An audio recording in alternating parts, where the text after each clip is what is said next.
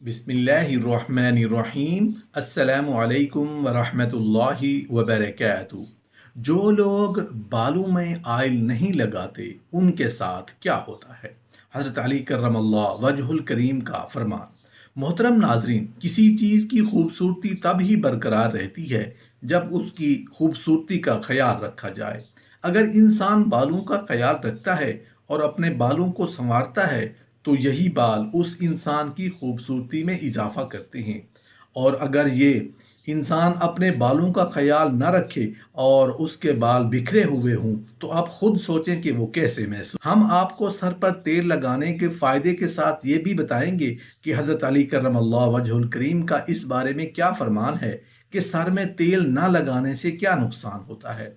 अगर आप भी सर पर तेल नहीं लगाते तो फिर आप किन फ़वाइद से महरूम रहते हैं। आपको हज़रत अली करमल्लाह वजहुल करीम का फरमान बताने से पहले सर और बालों में तेल लगाने के चंद फ़वाइद के बारे में बताते हैं। सर में कुदरती तेल के मसाज से मर्द और ख़वातीन बहुत सारी बीमारियों से और इस अमर का इंकशाफ एक थेरेपी रिपोर्ट में किया गया है। रिपोर्ट के मुताबिक सर में तेल के मसाज से बीमारियों का इलाज सदियों पुराना तरीका इलाज है। बालों में तेल लगाने से दिमाग तरोताज़ा और पुरसकून हो जाता है, बिलखुसूस खालिस कुदरती तेल लगाने से इज़्तिराब और बेचैनी की कैफियत को ख़त्म करता है। नीज़ उसकी वजह से नब्ज़ की रफ्तार भी बेहतर हो जाती है। बालों की अक्सर बीमारियों का बेहतरीन इलाज कुदरती तेल का मसाज ही है। कुदरती तेल सर की जिल्द की अंदरूनी तहों में जज्ब होकर जिस्म को मुख्तलिफ बीमारियों के वायरस से महफूज बनाता है। जोड़ों, सर और कमर के दर्द के अलावा आसाबी दबाव में भी तेल लगाना फ़ायदा पहुंचाता है। याद रहे कि बाकायदगी से बालों में तेल लगाने से बाल नर्म व मुलायम और चमकदार हो जाते हैं। इसके अलावा बालों को बढ़ने के लिए रोज़मर्रा की बुनियाद पर विटामिन और दीगर अहम अज्जा की फीड की ज़रूरत होती है, जिसके लिए बालों में तेल लगाना ज़रूरी है। बालों में तेल लगाने से दूसरे केमिकल्स मसलन शैम्पू वगैरह से बचने वाले नुकसानात से भी बचा जा सकता है।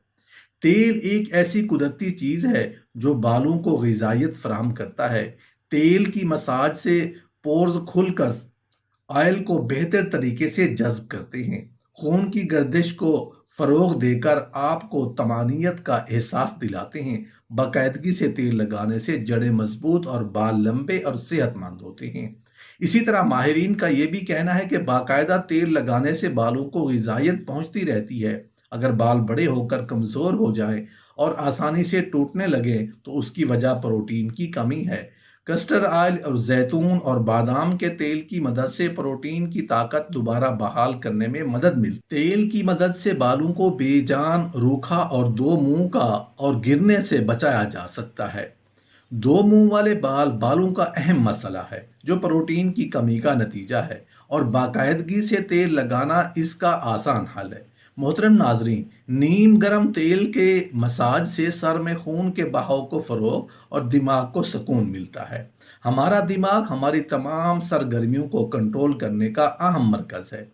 तेल की मालिश की मदद से दिमाग की रगों और आसाब को सुकून पहुंचता है। सर में बाकायदगी से सरसों के तेल की मसाज से आंखों की रोशनी में भी इजाफा होता है। खुश्क बालों की खराबी और गिरने की अहम वजह है।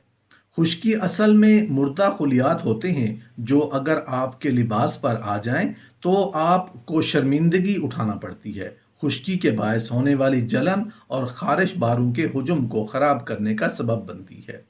सर खुश्क होने के बायस खुश्की का शिकार हो जाता है। तेल की मुनासिब मिकदार की मसाज से इस मसले से निजात पाई जा सकती है।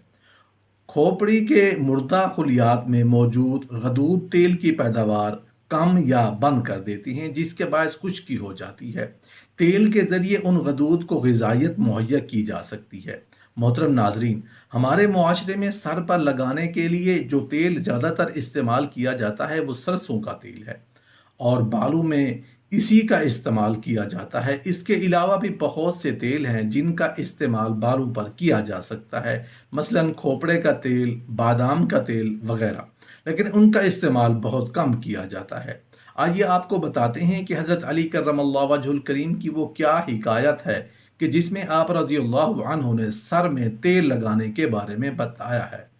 کہتے ہیں کہ ایک شخص نے حضرت علی کرم اللہ وجہ الکریم سے عرض کیا کہ کیا سر اور جسم پر تیل لگانا چاہیے؟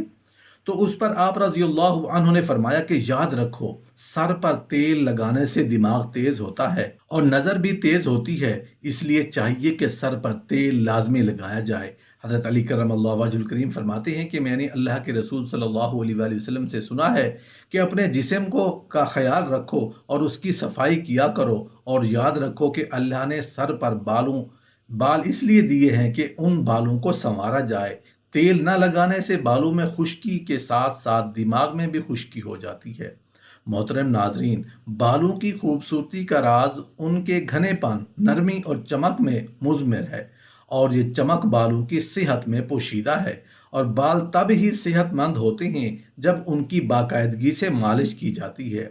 صحت مند بال اگر اچھی طرح دھوئے جائیں تو ان کی چمک خود بخود پیدا ہو جاتی ہے، اور اگر انہیں باقاعدہ اچھی طرح نہ دھویا جائے تو وہ بیمار ہو جائیں گے، کیونکہ میل جلد پر اثر ڈالتا ہے، اور صحت مند بال صرف صحت مند اور صاف ستھری جگہ پر ہی اگ سکتے ہیں، یعنی ایسی جلد پر خشکی کا نام و نشان بھی نہ ہو۔ آپ کو چند احتیاطی تدابیر بتائے دیتے ہیں۔ یاد رہے کہ بال ہمیشہ وہی صحت مند ہوں گے جنہیں اپنی پوری خوراک ملتی رہی ہو۔ اگر باقاعدہ کنگھا کیا جائے، ان کی مالش کی جائے، تو دوران خون تیز ہو کر بالوں کو ان کی خوراک اور مطلوبہ وٹامن خود بخود پہنچتا رہے گا۔ بالوں کی صحت کے لیے پروٹین انتہائی ضروری ہے۔ انڈے، کلیجی، گردے، گاجریں، پھل اور ہری سبزیاں کھاتے رہنے سے اور دوسرے وٹامنز خون میں شامل ہوتے رہنے سے بالوں کی خوبصورتی میں اضافہ ہوتا ہے۔ آپ بالوں میں چاہے 1000 چیزیں لگائیں، مگر ان سے فائدہ صرف وقتی ہی ہوگا۔ ویسے تو وقتی طور پر بے جان اور بے روح بالوں کے لیے سر کی جلد کی مالش اکثر فائدہ دیتی ہے۔ کنگھا یا ہیئر برش کرنا ہر قسم کے بالوں کے لیے ضروری ہے۔ بال چاہے خشک ہوں یا چکنے، سیدھے ہوں یا لہردار، ان کی صحت مند دیکھنے کی خواہش صرف اسی صورت میں ہو سکتی ہے کہ سر میں تیل لگانے اور برش کرنے کے عمل کو اپنی زندگی کا ایک جز بنا لیا جائے۔ برش کرنے کا ایک فائدہ یہ بھی ہے کہ بالوں کے ناہموار سرے اپنی جگہ پر بیٹھ جاتے ہیں۔ ہر بال کے مختلف ریشے جو جوڑ کے قریب تو بال سے ملے ہوئے ہوں، لمبائی کی طرف جاتے ہوئے علیحدہ علیحدہ ہو جاتے ہیں۔ انہیں ہموار کرنے کا واحد ذریعہ برش ہے۔ کھردرے اور خشک بال کسی بھی صورت میں کنگھی میں نہیں سماتے اور اسی عمل سے خوبصورت بنتے ہیں۔ محترم ناظرین، صحت مند بال دھونے سے یا شیمپو کرنے سے خود بخود چمک اٹھتے ہیں، لیکن بسا اوقات اچھے بھلے صحت مند بال بھی دھونے سے نہیں چمکتے، صرف اس لیے کہ بال صحیح طریقے سے دھوئے نہیں جاتے۔ بالوں کو دھونے کے لیے اول تو اچھی قسم کا شیمپو چاہیے، دوسری چیز بہت سا پانی ہے۔ تھوڑے سے پانی سے شیمپو کے ذرات بالوں میں باقی رہ جاتے ہیں اور نقصان پہنچاتے ہیں۔ بالوں میں کبھی صابن استعمال نہ کریں، اکثر اوقات پانی کے بھاری ہونے کی وجہ سے یہ صابن بالوں میں جم جاتا ہے اور بال تباہ ہو جاتے ہیں۔ خشکی والوں کے لیے کریم والے شیمپو ٹھیک رہتے ہیں۔ یہ ایک اندازے کے مطابق بال گرنے کی رفتار 50 سے 70 کے درمیان ہوتی ہے۔ اگر آپ کو اپنے تکیے، کپڑوں وغیرہ پر گرے ہوئے بال زیادہ مقدار میں دکھائی دیں تو سمجھ لیجئے کہ آپ گنج پن کی طرف بڑھ رہے ہیں۔ اس بیماری کو شروع ہی سے پکڑ لیجئے اور ان ممکنہ اسباب کو ڈھونڈنے نکالیے جن کے سبب آپ کے بال جھڑنے شروع ہوئے ہیں۔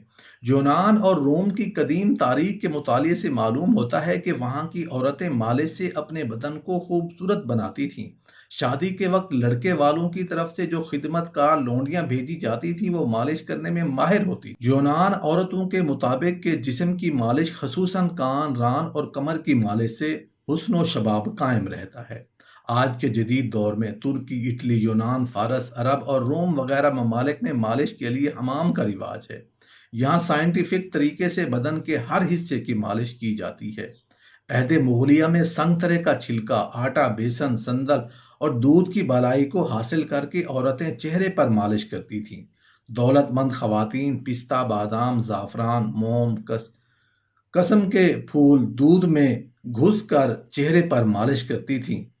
مصر کی عورتیں دودھ سے مالش کرتی تھیں۔ مصری خواتین اب بھی غسل سے بیشتر پام اور روغن زیتون سے جسم پر مالش کرتی ہیں۔